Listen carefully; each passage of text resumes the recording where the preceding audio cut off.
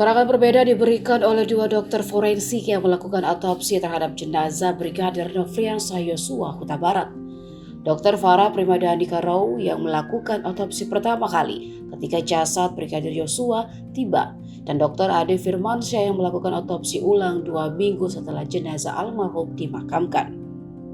Keterangan dari kedua saksi itu pun membuat majelis hakim bingung. Pasalnya jumlah tembakan yang tembus ke tubuh Brigadir Yosua, dua dokter tersebut tak sepakat pada satu kesimpulan yang sama. Keduanya memiliki penjelasan tersendiri saat menyampaikan kesaksian di persidangan Senin 19 Desember kemarin. Diungkap Dr. Farah, ia dan tim menemukan ada 7 luka tembak masuk dan 6 luka tembak keluar di tubuh Yosua. Luka tembak masuk di kepala bagian belakang sisi kiri, di bibir bawah sisi kiri, di puncak bahu kanan, di dada sisi kanan, di pergelangan tangan kiri sisi belakang, serta di kelopak mata bawah kanan, terakhir di jari manis tangan kiri.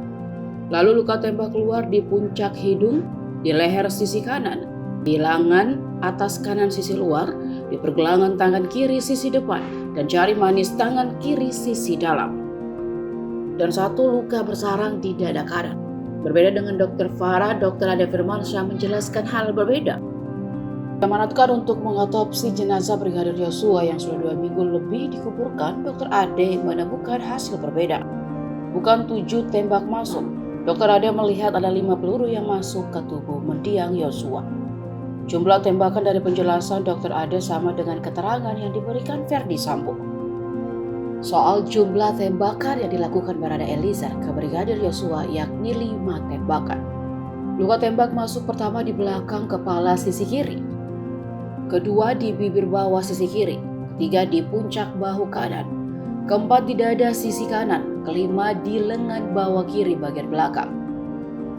Terkait luka di jari manis, Ade menjelaskan jika itu bukan luka tembak masuk karena itu bisa disebabkan luka tembak masuk lengan bawah kiri bagian belakang.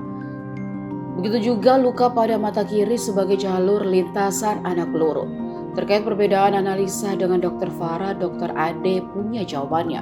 Ternyata 2 tembakan yang dianggap sebagai luka peluru masuk menurut Dr. Farah. Menurut Dr. Ade bukanlah sebuah luka peluru masuk. Namun luka tersebut menurut Dr. Ade adalah rikoset dari peluru. Rikoset adalah kondisi ketika proyektil peluru yang ditembakkan memantul karena benda keras. Ketua Hakim Wahyu Iman Santoso pun bertanya ke Dr. Ade tentang lebih mudah mana melakukan otopsi mayat yang segar atau yang sudah dibalsem. Jawaban Dr. Ade adalah tentu saja yang masih segar.